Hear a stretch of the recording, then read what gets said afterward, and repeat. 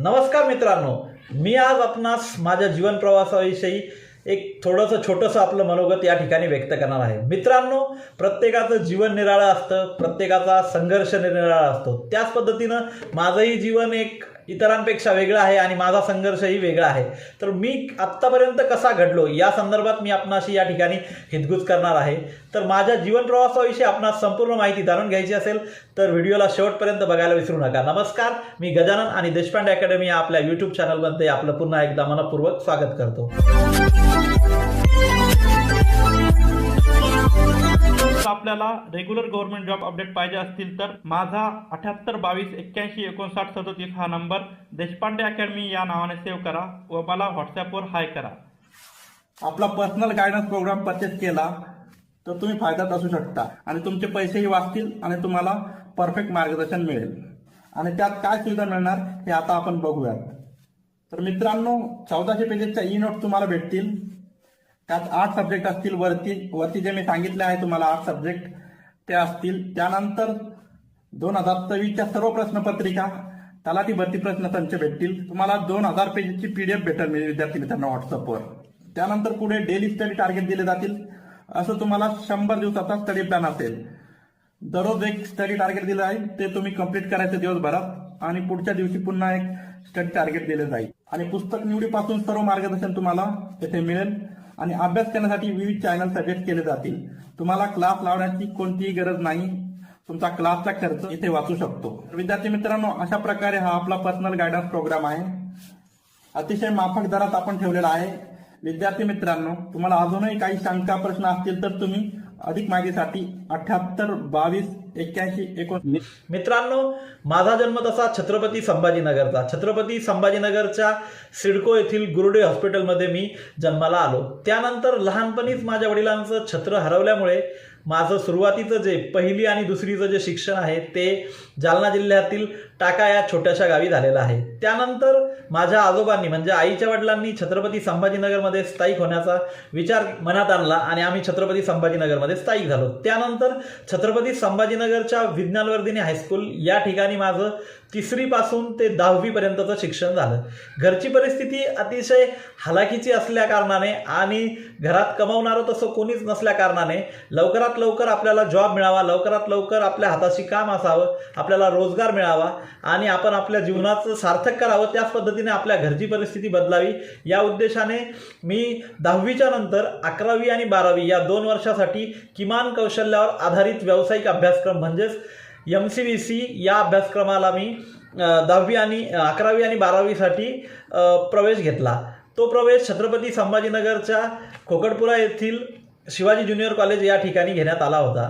माझं 12वी पूर्ण झाल्यानंतर वर सांगितल्याप्रमाणे मला खाजगी कंपनीमध्ये जॉबसाठी कॉलही आला होता। त्या ठिकाणी माझा बजाज कंपनीमध्ये इंटरव्ह्यू होता। बजाज कंपनीमध्ये माझा चांगल्या पद्धतीने इंटरव्ह्यू झाला, परंतु त्यानंतर ज्यावेळी आमची मेडिकल टेस्ट होती त्या मेडिकल टेस्टमध्ये मी अनफिट ठरलो। त्या ठिकाणी पालवे नावाचे एक सर होते। ते सर अतिशय हुशार आणि सर्वगुण संपन्न होतं। त्यांनी आमचा इंटरव्ह्यू घेतला होता व इंटरव्ह्यू घेण्याच्या नंतर त्यांनी आम्हाला जे काही 2 शब्द याच्या संदर्भात मार्गदर्शन केलं होतं जीवनाच्या संदर्भात, ते अतिशय मोलाचं होतं आणि त्या भाषणाचा माझ्या जीवनावर खूप परिणाम झाला। त्यांनी त्या ठिकाणी असं सांगितलं होतं की म्हणजे पर्टिक्युलरली ते आधी सुरुवातीला मला बोलले होते की गजानन, तुझा इंटरव्ह्यू सर्व मुलांपेक्षा अतिशय वेगळा आणि हटके झालेला आहे। परंतु त्यानंतर त्यांनी भाषणामध्ये पुढे असंही सांगितलं होतं की ज्या विद्यार्थ्यांचं या ठिकाणी सिलेक्शन झाले आहे त्यांच्यासाठी भविष्यकाळासाठी, त्यांच्या उज्ज्वल भविष्यासाठी माझ्या खूप खूप शुभेच्छा। कंपनीकडूनही शुभेच्छा आणि माझ्या स्वतःकडून शुभेच्छा। परंतु ज्या लोकांचं या ठिकाणी सिलेक्शन झालेलं नाही अशा लोकांनी नाराज व्हायचं काम नाही, निराश व्हायचं काम नाही। याहीपेक्षा चांगल्या संधी त्यांच्यापुढे उपलब्ध असणार आहे।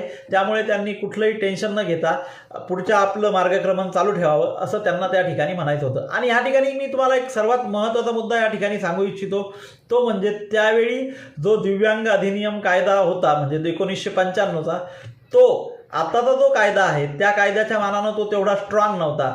त्यामुळे पूर्वी काय असायचं की खाजगी ज्या आस्थापना आहेत त्या ठिकाणी दिव्यांग व्यक्तींसाठी 4% कोटा हा नसायचा.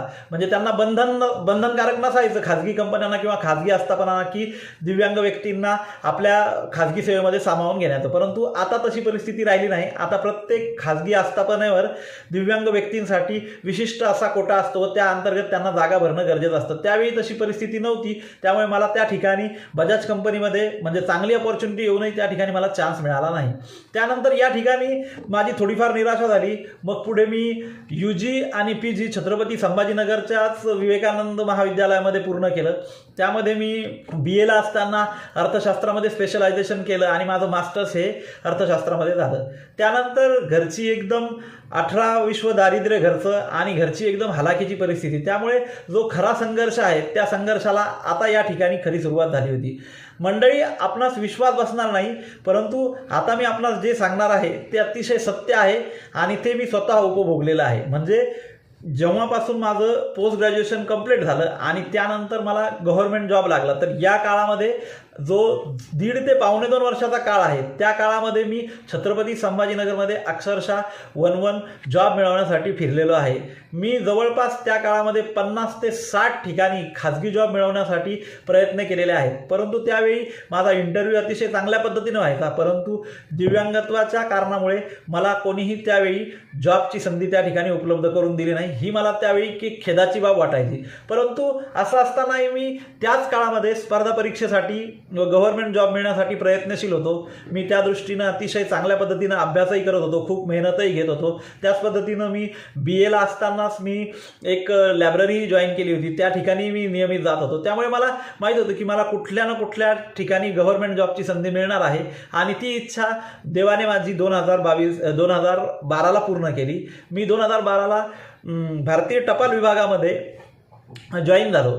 त्या ठिकाणी एक मोठा संघर्ष असा होता की माझी जी जॉईनिंग झाली होती, म्हणजे जी या खात्यामध्ये माझी जी नेमणूक आहे आणि जो सुरुवातीचा काळ आहे, ती माझी सुरुवातीची जी पोस्टिंग होतं ते कोकणामध्ये होतं. कोकणामध्ये नोकरी करणं म्हणजे ही अतिशय तारेवरची कसरत आहे व आपण त्या ठिकाणी कोकणातले लोकही स्वतःहून सांगतात की कोकणात नोकरी करणं म्हणजे ही सुळावरची पोळी आहे. म्हणजे या ठिकाणी तुम्हाला सगळ्याच गोष्टींचा अतिशय जबरदस्तरित्या सामना करावा लागतो. त्याच ठिकाणी तुम्ही तिथे तग धरून राहू शकता. अशा परिस्थितीत मी बराच वेळा अडखडलो. मी अनेक गोष्टी शिकत गेलो. मी चुकांमधून सुधारणा करत गेलो.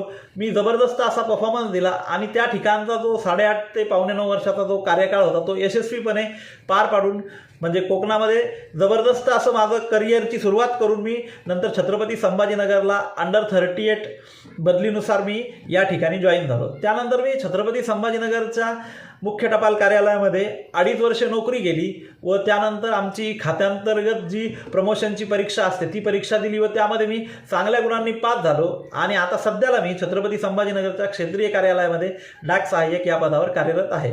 तर मित्रांनो, आत्तापर्यंतचा माझा जो जीवन प्रवास आहे तो मी आत्ता आपणासमोर शेअर केलेला आहे. तो आपणास निश्चितच प्रेरणादायी असेल असे मला या ठिकाणी वाटते. मित्रांनो, मी या ठिकाणी एक गोष्ट आपणास आवर्जून सांगण्याचा या ठिकाणी माझा प्रयत्न असणार आहे, ती म्हणजे माणसाच्या जीवनामध्ये संघर्ष हा असायलाच पाहिजे. माणसाच्या जीवनामध्ये संघर्ष नसला तर माणसाच्या जीवनाला काही अर्थच नाही. म्हणजे आपण जे म्हणत असतो की जीवनामध्ये जीवन जगत असताना जे काही थ्रिल आहे ते थ्रिल आपल्याला संघर्षामधून मिळत असतं. तर मित्रांनो, ज्या व्यक्तीच्या आयुष्यामध्ये कुठल्याही प्रकारचे अडथळे नाहीत त्या व्यक्तीचा जीवनाचा ट्रॅक हा चुकीच्या मार्गाने जात आहे असे स्वामी विवेकानंद म्हणतात आणि ते अगदी तंतोतंत खरं आहे. मित्रांनो, आता राहिला प्रश्न करिअरचा, तर त्या संदर्भात मी माझे 2 शब्द आपणासमोर या ठिकाणी मांडू इच्छितो. मित्रांनो, आपण कोणतंही काम करा, म्हणजे खाजगी क्षेत्रात काम करा किंवा सरकारी क्षेत्रात काम करा, माझं असं या ठिकाणी वैयक्तिक असं मत आहे की आपण जे काही काम करत आहोत त्या कामामध्ये स्वतःला पूर्णपणे झोकून द्या. म्हणजे तुम्ही तुमचं काम हे तुमचं योगदान ते काम करण्यासाठी हे 100% नाही 120% असायला पाहिजे. यश अपयश ह्या गोष्टी नंतरच्या राहिल्या, परंतु तुम्ही तुमच्या एंडनं कसे प्रयत्न करता, ते काम पूर्ण करण्यासाठी किती जीवापाड मेहनत करता, त्या कामावर तुमचं किती प्रेम आहे, ह्या गोष्टी अतिशय मॅटर करत असतात. आणि सर्वात महत्त्वाची गोष्ट म्हणजे कुठलंही काम करत असताना आपण आनंदी राहूनच ते काम केलं पाहिजे. म्हणजे सध्याच्या धकाधकीच्या जीवनामध्ये तुम्ही कुठलंही काम करत असताना तुम्ही किती आनंदी आहात, किती सुखी आहात, किती समाधानी आहात, ह्या गोष्टी अतिशय मॅटर करतात. त्यामुळे करिअर आणि सुखी राहणं, आनंदी राहणं ह्या दोन्ही विभिन्न प्रकारच्या गोष्टी आहेत. त्यामुळे आपल्या पदरामध्ये जे काही काम पडलेलं आहे ते काम आपण इमाने इतबारे करायचं. त्या कामामध्ये कुठलीही कुचराई करायची नाही, त्या कामामध्ये कुठलीही त्रुटी ठेवायची नाही व कुठलंही टेन्शन न घेता रात्री निवांत झोपायचं. कारण की सध्याच्या जीवनामध्ये रात्रीची 7 ते 8 तास झोप हीच खरं सुखी आणि समृद्ध जीवनाचं एक गमक आहे असं मला या ठिकाणी वाटतं. मित्रांनो, असेच नवनवीन व्हिडिओ आपणापर्यंत सर्वप्रथम सादर होण्यासाठी आणि सर्वप्रथम आपणास त्या व्हिडिओचा लाभ मिळण्यासाठी चॅनलला लाईक, शेअर, सबस्क्राईब आणि हाईप करायला विसरू नका. धन्यवाद.